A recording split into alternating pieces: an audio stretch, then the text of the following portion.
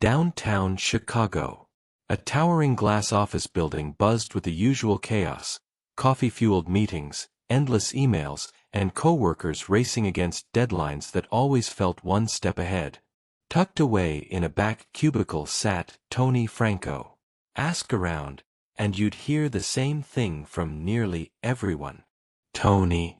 Yeah, he's that guy who never really seems to be working.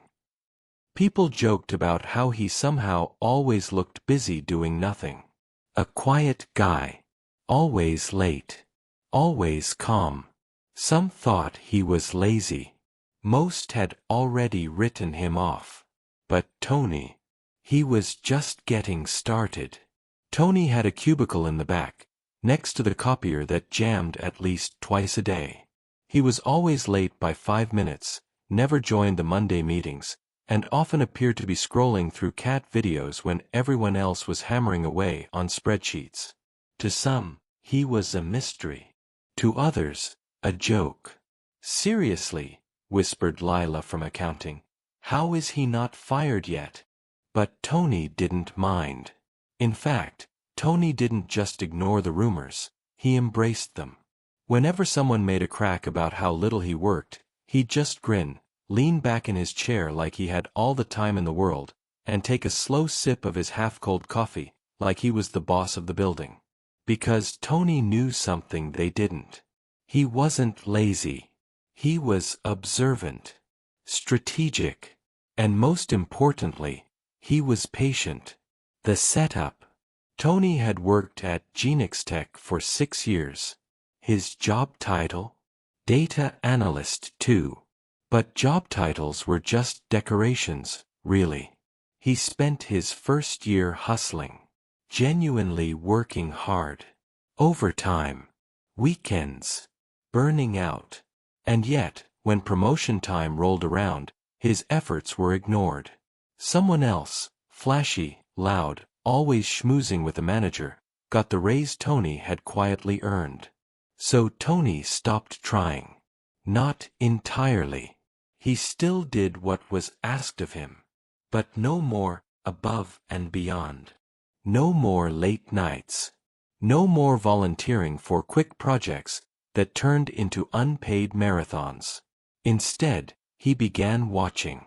He noticed that the people who got promoted weren't always the best workers, they were the best narrators.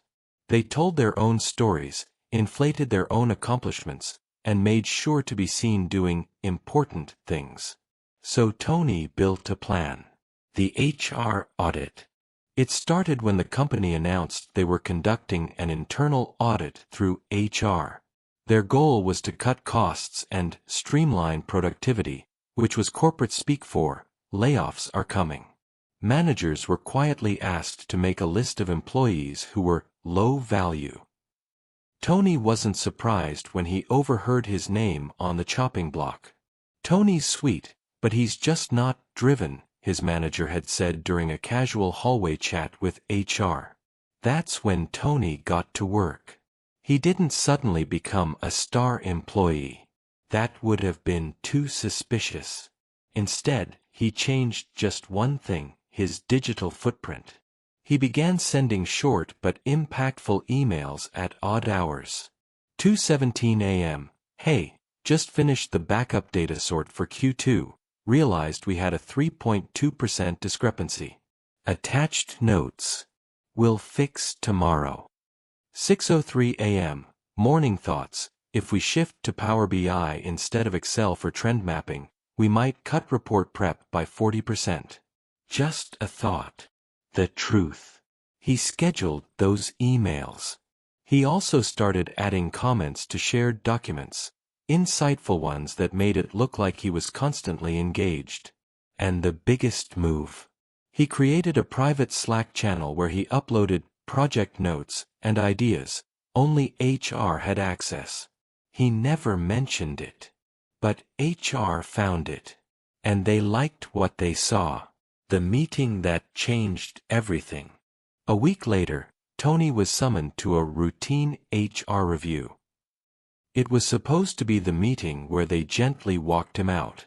Instead, it was awkward. "Tony, we've noticed some really proactive habits lately," the HR rep said, flipping through a folder. Tony raised an eyebrow. "Oh, yeah, those late-night insights, the suggestions, the new channel you set up. We're honestly impressed. We think maybe your manager misjudged your potential." Tony played dumb. "Wow, I wasn't trying to do anything special.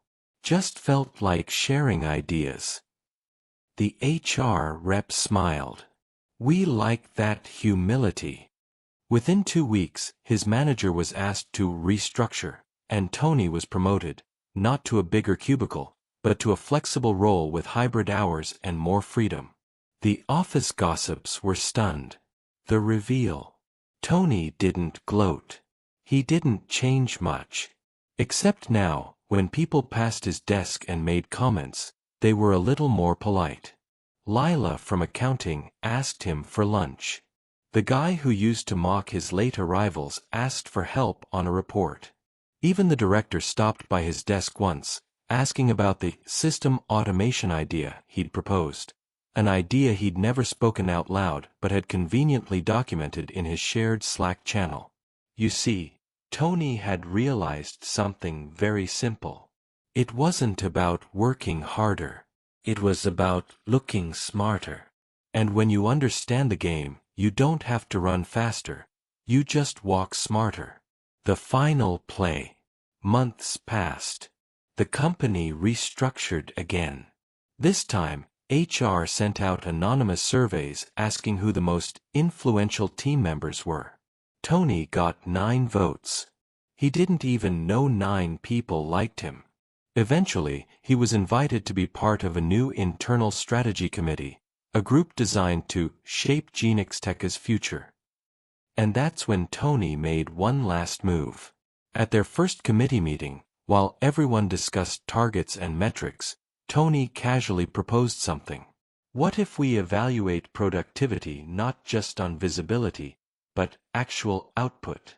I think some folks are great at appearing busy, but it doesn't always translate. The irony? No one realized he was talking about himself. They nodded, impressed by his selfless insight. Final chapter. The man who outsmarted the system. Tony's story became legend in quiet whispers. From lazy cubicle guy to strategy advisor. From invisible to irreplaceable. But the truth? He was never lazy. He was just playing chess in a company full of checkers. Moral of the story. Never assume someone's value by their appearance or habits. Some people are just smart enough to make effort invisible, and that's the most dangerous kind of brilliance.